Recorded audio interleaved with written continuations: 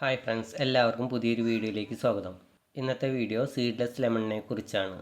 വളരെ വലിപ്പം വയ്ക്കുന്ന, കുലകുലയായി കായ്ച്ച് തൂങ്ങിക്കിടക്കുന്ന ഒരു അടിപൊളി ഫ്രൂട്ടാണ് സീഡ്ലെസ് ലെമൺ. ഞാൻ ഈ തൈ വെച്ചിട്ട് 1.5 വർഷത്തോളമായി. ഇത്തവണ 25ഓളം ഫ്രൂട്ടുകൾ ഇതിലുണ്ടായിട്ടുണ്ട്.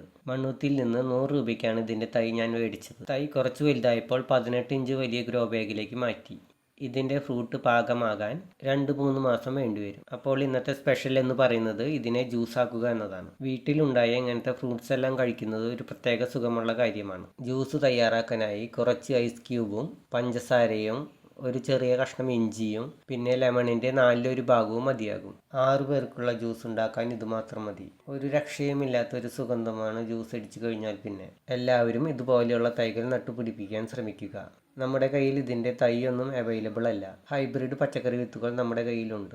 കുറ്റി ബീൻസ്, വ്ളാത്താങ്കര ചീര, ചുവന്ന ചീര, മീറ്റർ പയർ, കുറ്റിപ്പയർ, കാപ്സിക്കം മുളക്, മത്തൻ, കുമ്പളം, തക്കാളി, ചതുരപ്പയർ, നിത്യവഴുതന, വയലറ്റ് നീളം വഴുതന, പച്ചവഴുതന, വെള്ളവഴുതന തുടങ്ങി 40ഓളം പച്ചക്കറി വിത്തുകളുടെ ഹൈബ്രിഡ് വിത്തുകളുണ്ട്. ഒരു പാക്കറ്റിന് 20 രൂപയാണ് വില.